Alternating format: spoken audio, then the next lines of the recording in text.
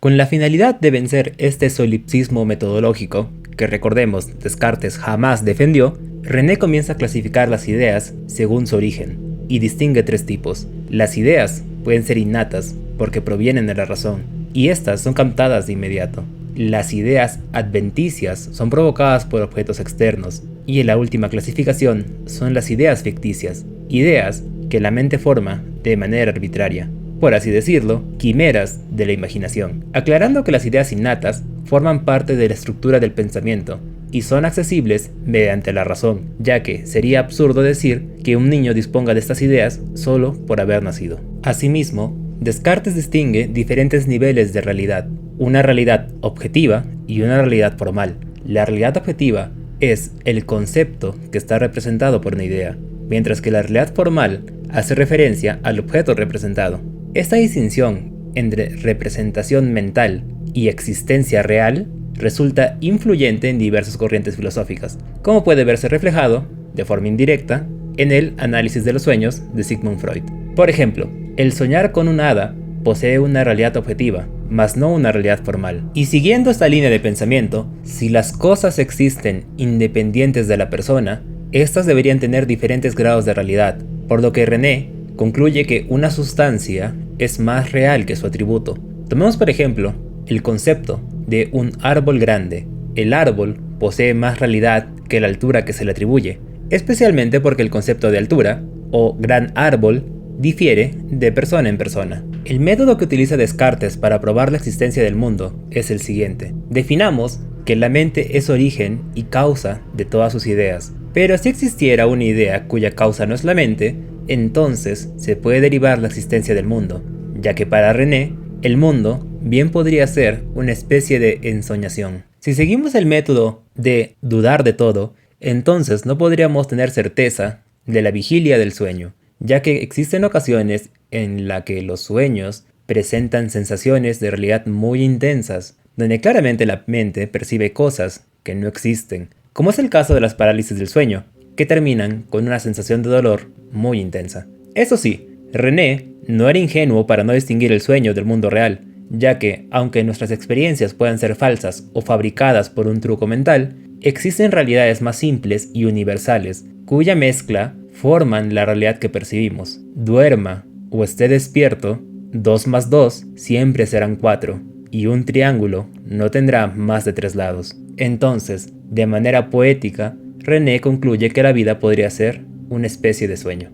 La certeza de la realidad de las cosas provienen de las ideas adventicias. Estas ideas no son producidas por la mente y parecieran aparecer de manera involuntaria en la misma, como si fueran impuestas por algo ajeno a nosotros. Estas ideas corresponden a objetos que poseen una realidad formal, es decir, objetos que poseen una existencia efectiva en el mundo y que son causa de estas ideas.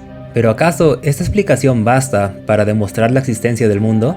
Para Descartes, esto era insuficiente, ya que es necesario la existencia de un ser superior que evite que no nos engañemos. Entonces, Descartes afirma lo siguiente: de esto se sigue que no solo algo no puede proceder de la nada, sino que también lo más perfecto no puede proceder de lo que es imperfecto.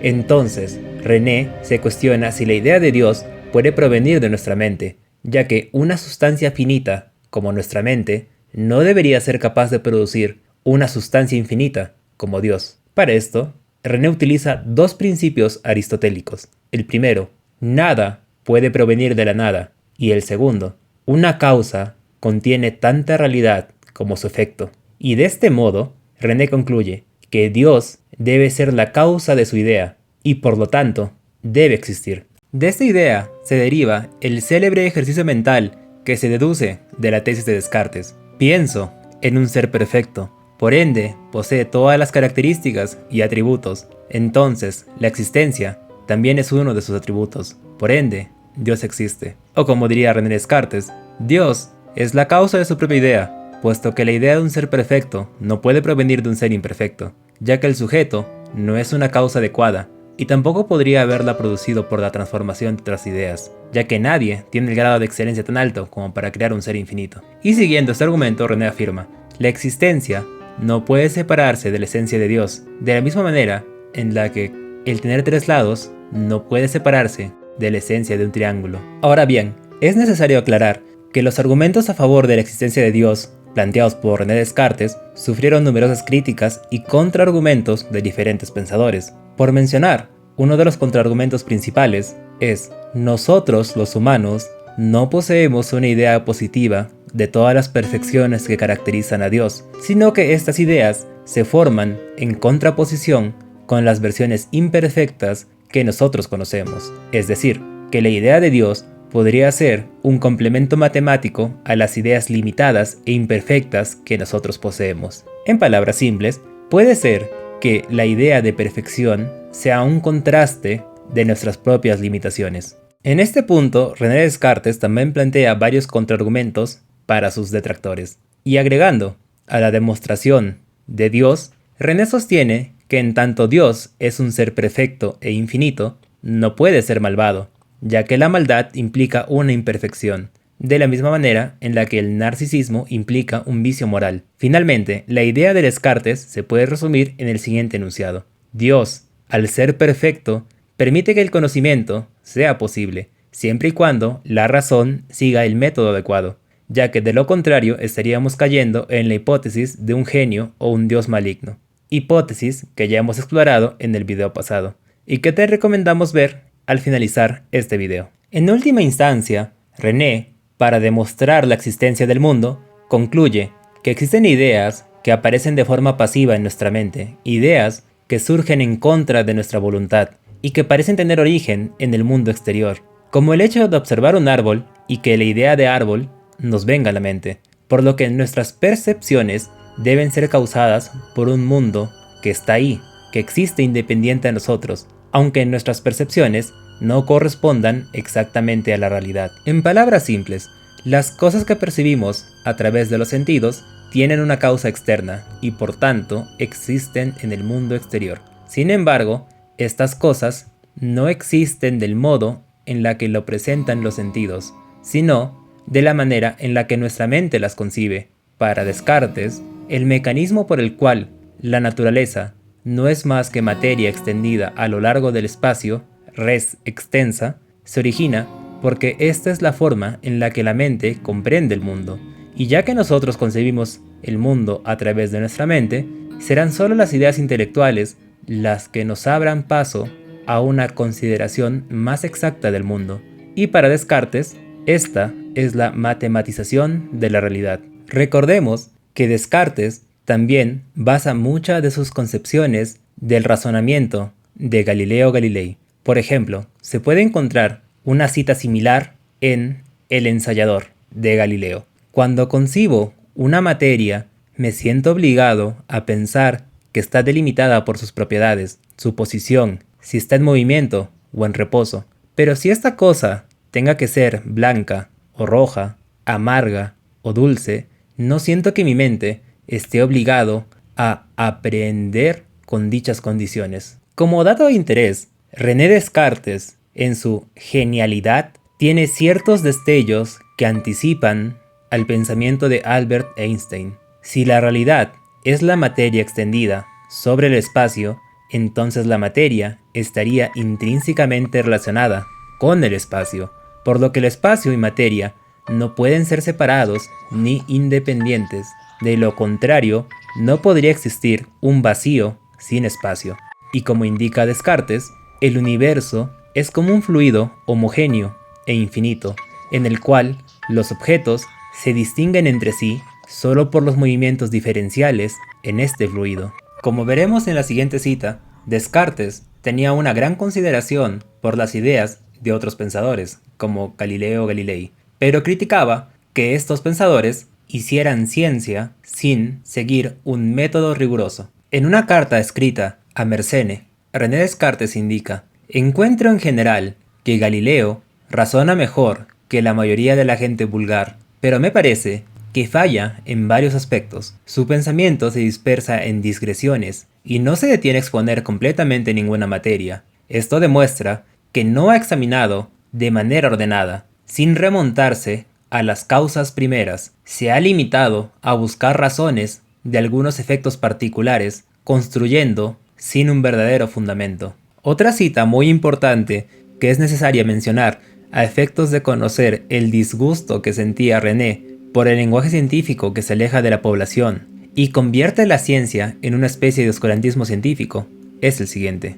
El movimiento del cual hablan los filósofos antiguos es tan diferente del que concibo yo. La naturaleza del movimiento es poco conocida, y para hacerla inteligible, no la han sabido explicar más claramente que en estos términos. El movimiento es el acto de ser en potencia. Esto es para mí tan oscuro que me veo obligado a dejarlos con su lenguaje antiguo. Al contrario, el movimiento al que me refiero yo es tan fácil de conocer que los mismos geómetras lo han interpretado de la siguiente manera. Han explicado la línea por el movimiento de un punto y la superficie por el movimiento de una línea. René Descartes, Tratado del Mundo. Para finalizar, es sabido que Descartes defendía las explicaciones matemáticas por ser razones evidentes que no dejan lugar a duda, a diferencia de la experiencia, que puede llevarnos a ideas confusas y por ende conocimientos falsos. Pero Descartes no era ingenuo respecto al conocimiento matemático. Él sabía que considerar a las demostraciones matemáticas como ideal científico implica que todo el conocimiento puede desarrollarse en términos deductivos, algo que René sabe que es imposible, ya que como René Descartes indica, requerir de mí demostraciones geométricas de una materia que depende solo de la física es querer que haga imposibles. Y si llaman demostraciones solo las pruebas geométricas, tendríamos que decir que Arquímedes no ha demostrado nada en mecánica, lo cual claramente no se sostiene. En este tipo de materia, nos sentimos satisfechos cuando los autores, tras haber expuesto ciertos principios que no contradicen a la experiencia, proceden de manera lógica y coherente, sin cometer errores en su razonamiento. Finalmente, el método científico de Descartes representa una fusión entre la ciencia experimental y la ciencia teórica. A diferencia de los filósofos antiguos que adoptan un rol pasivo de meros observadores frente a los fenómenos de la naturaleza, con Descartes, el científico se convierte en juez de la naturaleza, un testigo activo que interroga mediante principios racionales para obtener la verdad. Este cambio de actitud sentó las bases para grandes avances científicos, como sucede siglos después con el descubrimiento de Neptuno.